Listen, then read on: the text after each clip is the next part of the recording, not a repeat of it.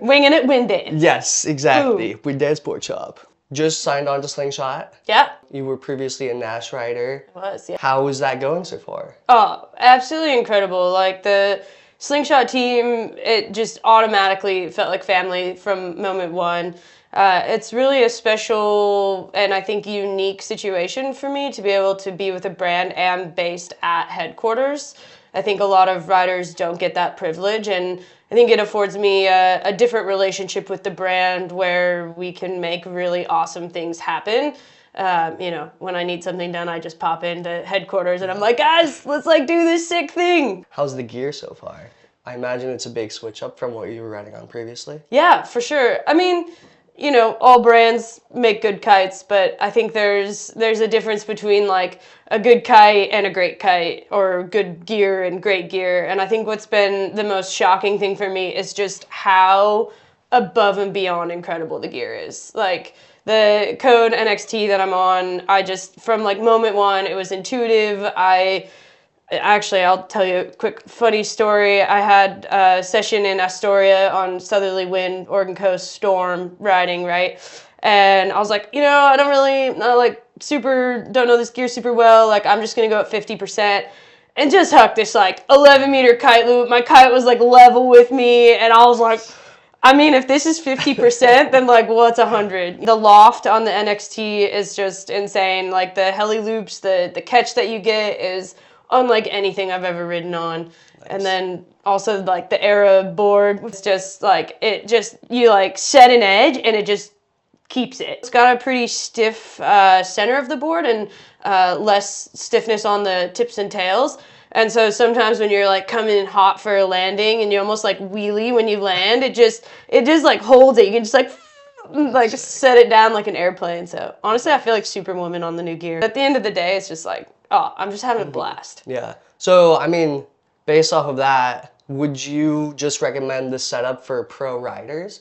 Or would you say this would be appropriate for like intermediates or even beginners as well? For sure, yeah. I mean, obviously pro riders, like this is it. I think for that intermediate level, it's a really cool, you know, definitely like the NXT is gonna take your jumping to the next level. Like if you're looking to like break your woo records, or you really wanna get into like kite loops and kind of more advanced big air stuff, like that intermediate person, this would be a great setup for, because I think like having in the past been on gear that has held me back from progressing, you unlocked a whole nother level in your riding without doing anything else. And so I think for an intermediate rider, this is an incredible setup. If you want to get into big air, there's nothing scarier than having a kite that doesn't catch you. And this kite is just like, I've never been dropped. I don't know what the team did to the design, but I'm here for it. It's intuitive, it's safe, it's all the things that you'd want. And that's where like a Code V2 would be a really good setup for a more beginner, you know, looking to get into that intermediate level of riding. Like it's just more economical, and it's got the same DNA as that Code NXT. You know, so you're still gonna get really good loft and catch, and you can still learn loops on it.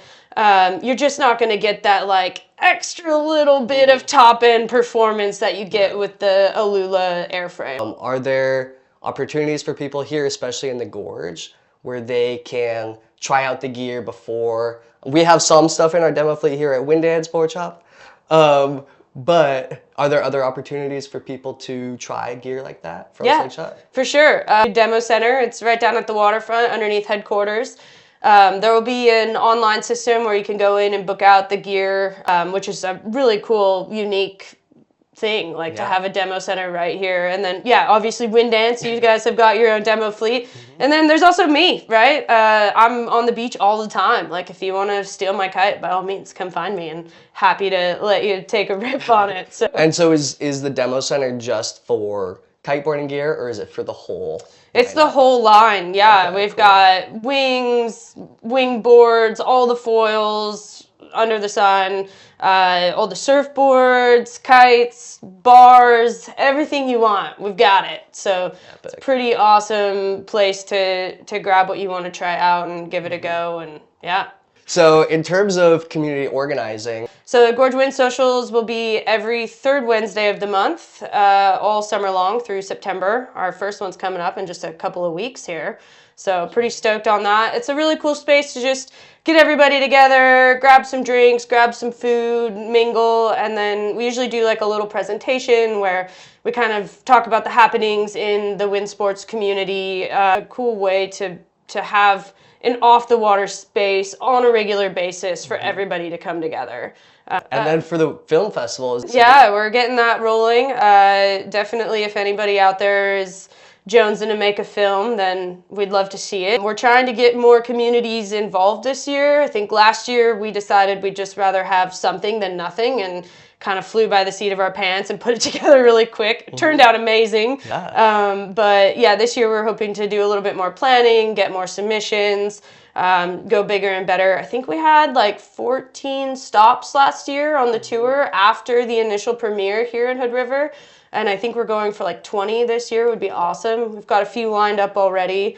Yeah, and I think the cool thing about the Film Fest is that it's a space for longer form videos to land. Like, we're so used to these short clip YouTube or, you know, Reels, Instagram, TikTok, whatever, right? And we've kind of lost that like long form storytelling that I think is so important. And I see in other sports, skiing and rock climbing and mountain biking, and it's like, why didn't we have one in wind sports? The submissions are due August 15th. So, I mean, what's the worst that happens? You have a film in a film fest? Yeah, exactly. That's kind of cool, right? Yeah. Yeah. So last year we did like a weekly women's get together on the beach. This year we're gonna mix things up a little bit. We've got some like free self-rescue clinics coming up, which I'm super stoked on. I think that's a really great, just like, let's all remember how to do self-rescue. And then more women specific. I'm working on putting together some clinics for the summer and kind of like more of a series. So you've mentioned mentorship and coaching quite a bit. I think for me, I've been pretty fortunate to have mentors in the sport that have really helped me navigate not even just like on the water situations, like competitions and learning new tricks, but also off the water. Like, navigating the industry as a whole is overwhelming. So imperative to like help the groms that are coming up navigate that and help also turn them into the mentors that we need more of in the sport, right? And I think through mentorship at all levels, not even just on the professional side of things, but also like at your local beach, if you've got somebody who's nervous to launch there, like mentor them, help them, show them how to launch their kites. And for me, it definitely starts at that lower level. Like, it starts on a daily basis on the beach, seeing somebody who might need a launch and walking up to them and like offering that because they might be nervous or not sure if they have the right kite size, right? So starting there, especially if I see a grom who's like looking, you know, not fully sure, yes. Yeah, you know, that's like, oh, let's just like take them under our wings because they are the future of our sport. But beyond that, we all, as a community, need to help each other. You know, the groms are where it's at. They're going to take over the world, and I think it's so important to be approachable and to kind of help bring them along on my journey personally and on all of our journeys in the industry and help foster that next generation, you know. And it looks a lot of ways. Phone calls. I mean, a quick phone call with somebody goes a long way, right? You know, answering an email or even just like an Instagram message. Above and beyond is setting up clinics and things like that for them, which I would really love. I've been kind of working on this idea of like, how do I get partnered with a grom to then like help develop them. So we'll see where that goes. But yeah, it's an interesting world out there, and I think the hardest thing for me right now is just that we don't have a lot of groms in kiteboarding, at least in the U.S. And on the women's side as well, they're mostly on the winging side of things. So I need to coax some of them over to the dark side of kiteboarding in big air. If you're a grom out there listening to this, hit me up. Bam, we're back at it. What's your take on the markets right now for kiteboarding specifically and then wind sports overall? The US is a bit of a interesting market and demographic of wind sports enthusiasts because we often work 9 to 5s.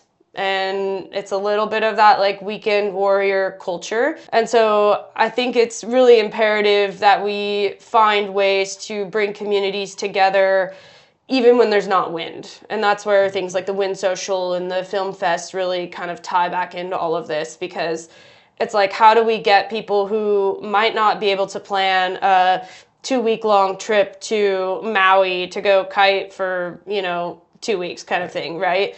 Like, how do we get the people who are grinding all day at work and they just want to squeeze in a quick session and maybe they miss the wind and man, like they just want to be participating though in some way, And so I think the more we can provide spaces for kind of that culture that we exist in, the better off the industry will be as a whole. The other thing is that in the US, it's crazy. If you like go to a major metropolitan city and you say, I'm a kiteboarder, you're going to get a bunch of blank stares. You do what? What sport? You play with kites? I was in kind of that extreme sports world and didn't find out about it until mid-college from a mentor. Back to that mentorship in college. And I think we just like need to get the word out there. Like I'm sure there's plenty of people who would love to take on any and all of these sports, but they just don't know it exists. You can't want chocolate ice cream if you don't know it's an option. On the industry side of things, like how do we get outreach to these communities that don't know the sport? And for me, that was like a big driving force behind the Film Fest as well, because I feel like that's something you could throw in a theater in the middle of Portland and people are going to be curious enough to show up, and learn about these sports through storytelling, which is a great avenue to get people sucked into a community. Thank you for coming in. Of course, yeah. For everyone who doesn't know, this is Michaela Pilkenton, pro rider, big air. Thank you for joining us, and like and subscribe. You. Woo!